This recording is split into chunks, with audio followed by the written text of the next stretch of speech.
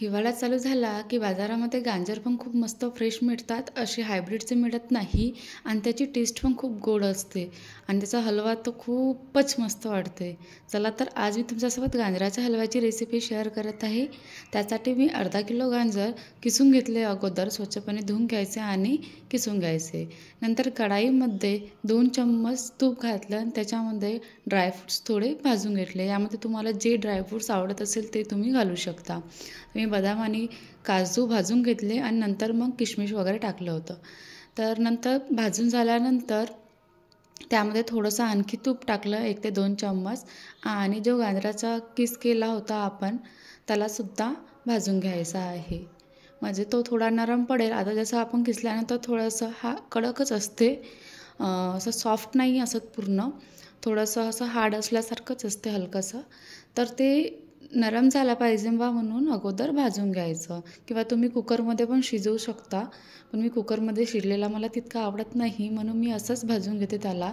10 ते 15 मिनटं लो फ्लेमवर भाजून घ्यायचं, हाय फ्लेमवर नाही भाजायचं. कारण की मग नंतर थोडासा कडसटपणाची वास पण येते त्याचीवालीच, म्हणून लो फ्लेमवरच भाजून घ्यायचं. थोडासा नरम पडला की त्यामध्ये मी 1 कप दूध टाकलं. दूध तुम्ही कमी जास्त करू शकता, जेवढं तुम्हाला आवडत असेल तर टाकायचं, नाही तर नाही टाकायचं. पण टाकलं तर आणखी छान होते टेस्ट. तर मी 1 कप दूध टाकले त्याच्यामध्ये आणि नंतर त्याला थोडं आणखी 2 एक मिनटं शिजवून घेतलं. आता बघा हा अगोदरपेक्षा किती सॉफ्ट झाला आहे, ह्याचा बोटाने पण तुटू लागला आहे. बघा अशा प्रकारे आपल्याला शिजलेला गाजर पाहिजे.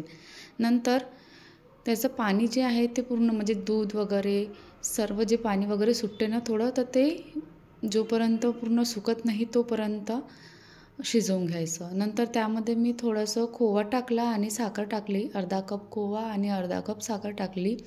तुम्ही खोवा स्किप पण करू शकता, ऑप्शनल आहे तो.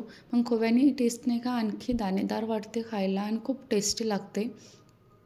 आता बघा याला आणखी थोडंसं साखरेचं आणि खोव्याचं पाणी सुटलं, थोडा लूज पडला होता. नंतर ते पाणी आणखी थोडंसं सुकू द्यायचं आणि नंतर त्याच्यामध्ये इलायची पावडर आणि ड्रायफ्रूट्स जे आपण भाजून घेतले होते ते कट करून त्याच्यामध्ये टाकून द्यायचं आणि सर्व मिक्स करून घ्यायचं. मिक्स करून झाल्यानंतर याला आणखी 1-2 मिनटं थोडं लो फ्लेमवर शिजू द्यायचं. म्हणजे ओलसरपणा वगैरे असं थोडंसं लूज वाटते ना हलवा, तो थोडासा कोरडा येईल, हलकासा कोरडा येईल इतकं आपल्याला थोडंसं लो फ्लेमवर 1-2 मिनटं शिजवून घ्यायचं आहे. खूप मस्त वाटते आणि खूप असं जास्त वेळ पण लागत नाही. फक्त थोडासा गाजर हलवा शिजायला थोडंसं हलकं, जेव्हा गाजर आपण टाकतो ना भाजायला तेव्हाच थोडासा वेळ लागतो, नाही तर जास्त वेळ लागत नाही बाकी इन्ग्रेडियंट टाकल्यानंतर. आता मी गॅस बंद करून घेतलेली आहे आणि हलवा पण तयार आहे. खूप मस्त झाला आहे आणि दाणेदार टेक्स्चर आलेलं आहे. जो आपण नॉर्मल अगर खोवा नाही टाकला ना तर थोडासा हलका अलग वाटते खायला, पण खोवा टाकल्यानंतर आणखी मस्त वाटते. तर चला बनवून बघा आणि चॅनलला सबस्क्राईब करा.